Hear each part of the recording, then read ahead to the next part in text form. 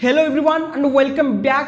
आज की जो खबर है ना, वो सिर्फ एक एडवाइजरी नहीं है, ये एक सिग्नल है, एक वार्निंग है और फ्रैंकली बोलूं एक रियलिटी चेक है। इंडिया ने अपने सिटीजन से साफ साफ कह दिया है, ईरान मत जाओ, बिल्कुल मत जाओ, एयर से भी नहीं, लैंड से भी नहीं। अब सोचिए, कोई कंट्री ऐसे कैजुअली नहीं बोलती, ये कोई नॉर्मल ट्रैवल एडवाइजरी नहीं है, ये अवॉइड इफ पॉसिबल वाला मैसेज नहीं है, ये है मत जाओ अभी नहीं। और जो लोग ऑलरेडी ईरान में है उनसे कहा गया है जितनी जल्दी हो सके निकल जाओ, लेकिन एम्बेसी के थ्रू कोऑर्डिनेट करके ही।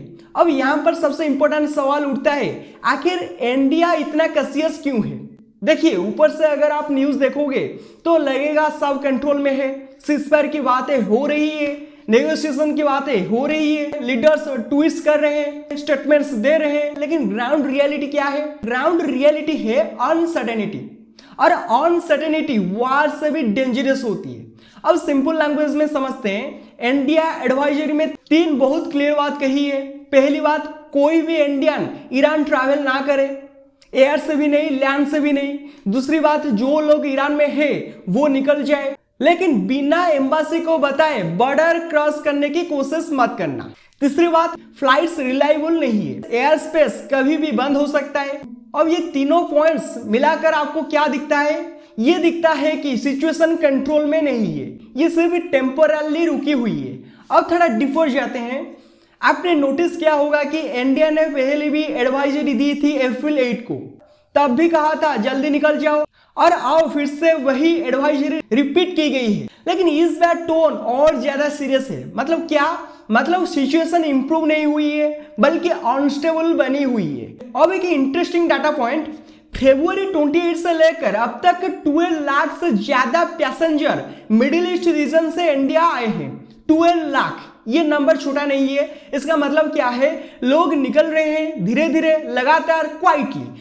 कोई पैनिक नहीं दिखाया जा रहा, लेकिन मूवमेंट हो रहा है। एयरलाइंस लिमिटेड फ्लाइट्स चला रही है, रूट्स चेंज हो रहे हैं। अब यहां पर आता है सबसे important concept, flight trap.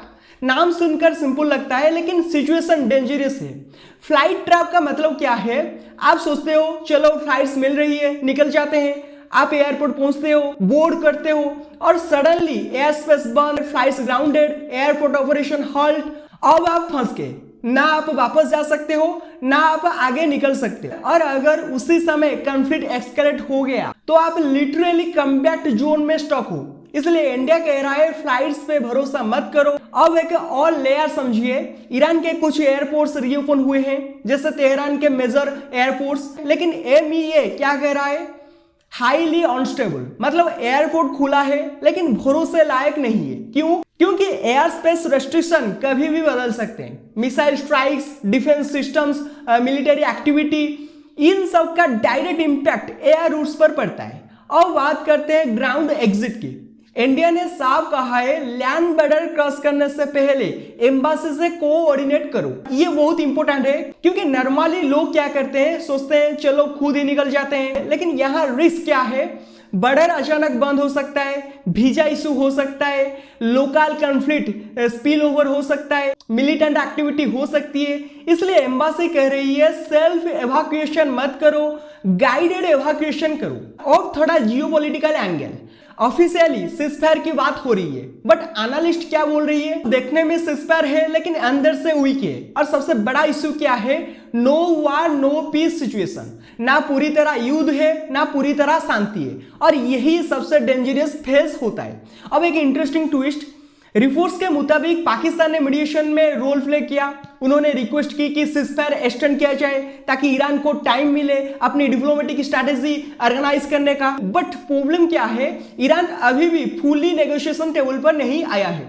Second round of talks अभी तक स्टॉक है, मतलब बातचीत हो भी रही है और नहीं भी हो रही है। अब सोचिए कैसा सिनेरियो है, सीजफायर है लेकिन भरोसे लायक नहीं, फ्लाइट्स है लेकिन रिलायबल नहीं, बॉर्डर्स है लेकिन रिस्की है, टॉक्स है लेकिन इनकम्प्लीट है। तो ऐसे में आप ट्रैवल करोगे। यही रीजन है कि इंडिया ने क्लियर बोल दिया मत जाओ। और बात करते हैं इंडियन नेशनल्स की। कॉन्फ्लिक्ट शुरू होने के समय लगभग 9000 इंडियंस ईरान में थे, अब तक 2400 लोग एवाक्यूएट हो चुके हैं। मतलब अभी भी हजारों लोग वहां मौजूद हैं।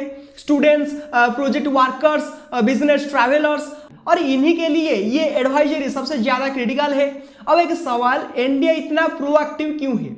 क्योंकि इंडिया ने पहले भी ऐसी सिचुएशन देखी है, इराक, लिबिया, यूक्रेन, हर जगह पैटर्न सेम था। पहले वार्निंग जाती है, फिर सिचुएशन वर्सन होती है, फिर एवाक्यूएशन अर्जेंट हो जाता है। इंडिया इस बार वेट नहीं कर रहा, पहले ये एक्शन ले रहा है। थोड़ा साइकोलॉजिकल एंगल, जब न्यूज में आप सुनते हो सीजफायर हो गया तो ऑटोमेटिकली आपको लगता है सब ठीक हो गया, बट रियलिटी क्या है? सीजफायर मतलब पॉज, एंड नहीं।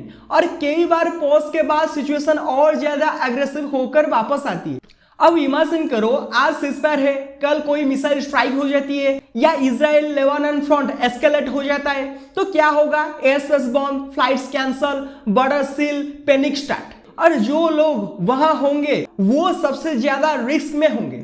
इंडिया इतना क्लियर मैसेज क्यों दे रहा है? क्योंकि इंडिया गेस नहीं कर रहा, इंडिया सिचुएशन पढ़ रहा है। और कंक्लूजन ये है, रिस्क अभी खत्म नहीं हुआ। अब थोड़ा मार्केट एंगल भी जोड़ लेते हैं। ग्लोबल मार्केट्स ग्रीन है, पॉजिटिव सेंटीमेंट है क्योंकि इमीडिएट वार टल गई, बट इंडिया का एडवाइजरी क्या बता रहा है?